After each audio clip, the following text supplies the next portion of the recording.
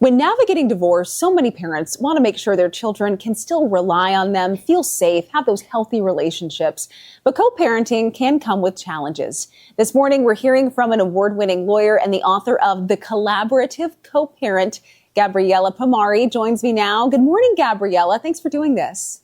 Good morning. Thank you for having this conversation with me. Absolutely. What are some roadblocks that people can hit when it comes to starting co-parenting, talking about co-parenting, navigating all of that? I think the difficulty is when you first end a relationship, you're probably going through a lot of grief and heartbreak. And whilst you're dealing with that really emotional time, you're going to find yourself caught up in that conflict. So people find it difficult to be able to co-parent. So what I always say is slow down, give yourself time to heal, to grieve, to slowly move on. And once that journey starts, I think you'll be in a position to better co-parent and to better communicate to allow your child to move forward too with safety and security. Absolutely. Now, when it comes to telling the kids, is there a better time to break that news to them? I think the reality is there's no script, there's no words that anyone can give you to make it easier. But the one thing you need to do is protect your child's emotional development and their little emotional world. And I think it's really important that where parents can, they tell the children together. But if it's a high conflict relationship and you can't, that's okay. It's important to just show consistency. Keep it short, be honest, let them know what's happening. They need to know that their world's going to be safe and stable. So, mum and dad are going to live in different houses, but you're still going to have both of us. Your family still loves you, same school, same friends, same extracurricular activities. They don't want to think their entire world is changing all at once. Certainly. What inspired you to write The Collaborative Co-Parent?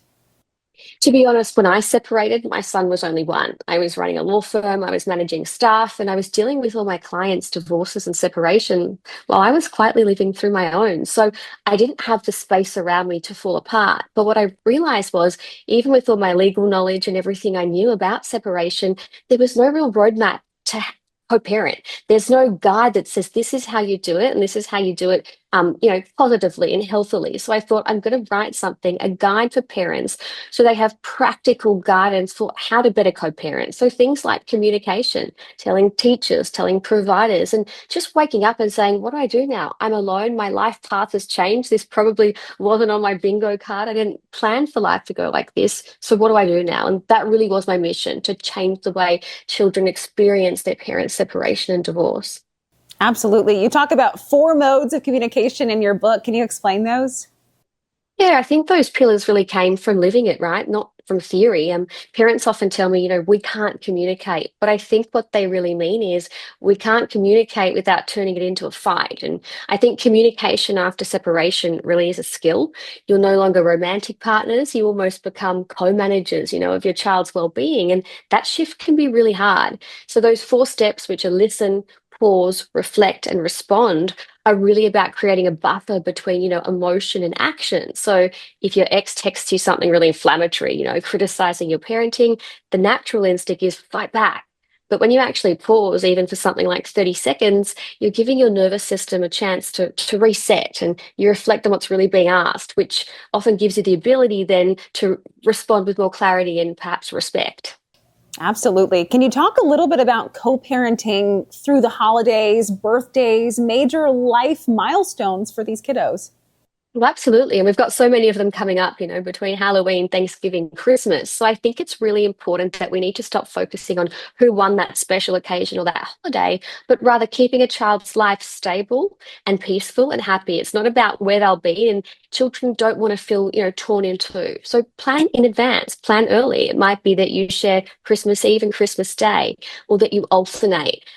Create new traditions. You might have in the past done a Christmas lunch, and now you might be doing Christmas morning. You might unwrap presents on Christmas Eve, or now you might be FaceTiming in with your child to unwrap those presents.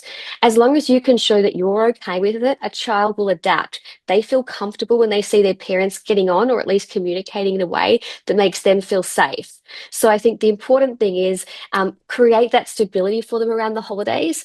When you engage in an emotional battlefield around Christmas or Thanksgiving, your child starts associating these special occasions with anxiety. So just model flexibility and grace, and know that they're okay in both households. It's not their choice, and they shouldn't feel guilty about where they end up. Absolutely. Some great information this morning. Where can we go to learn more? My website, so www.thecollaborativeco-parent.com.au, or buy the book, which is available with all book retailers. Lots of good tips in there to start that co-parenting journey. Gabriella, thank you so much for your time. We appreciate it. Thank you for having me. My pleasure. There's more talk of Alabama just ahead next.